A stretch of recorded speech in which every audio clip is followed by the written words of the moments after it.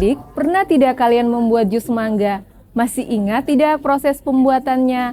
Nah, proses tadi merupakan salah satu contoh teks prosedur yang di dalamnya terdapat struktur teks prosedur.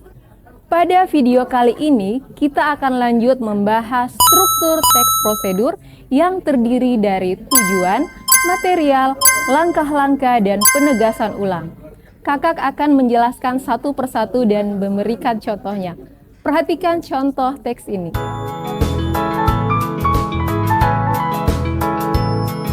Tujuan adalah maksud atau sesuatu yang dituju dari sebuah teks. Nah, tujuan teks prosedur bisa kita lihat dari judul atau paragraf pengantarnya. Di contoh ini, terlihat tujuannya membuat jus mangga. Infonya ada di judul dan paragraf awal. Struktur berikutnya adalah material. Sebelum membuat jus mangga, kita pasti butuh alat dan bahan kan? Alat dan bahan bisa jadi isi dari struktur material. Bagian struktur ini tidak selalu ada di semua jenis teks prosedur. Pada teks ini, alat dan bahan yang ditulis untuk membuat jus mangga. Selanjutnya, saat membuat jus mangga, pasti ada langkah-langkah yang harus dilakukan. Kalau di teks prosedur bagian ini, namanya struktur langkah-langkah. Isinya, rincian petunjuk yang disarankan untuk dibaca sebagai urutan membuat jus mangga. Terakhir, idealnya di teks prosedur ada penegasan ulang yang isinya simpulan atau manfaat.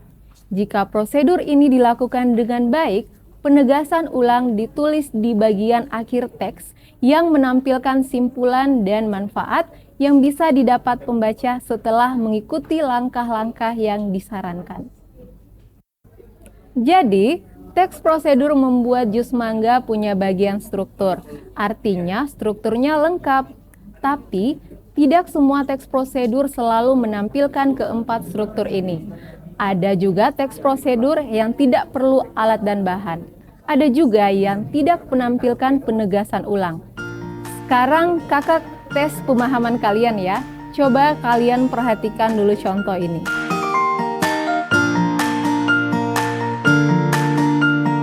Kutipan teks prosedur ini termasuk ke dalam struktur apa ya? A, B, atau C?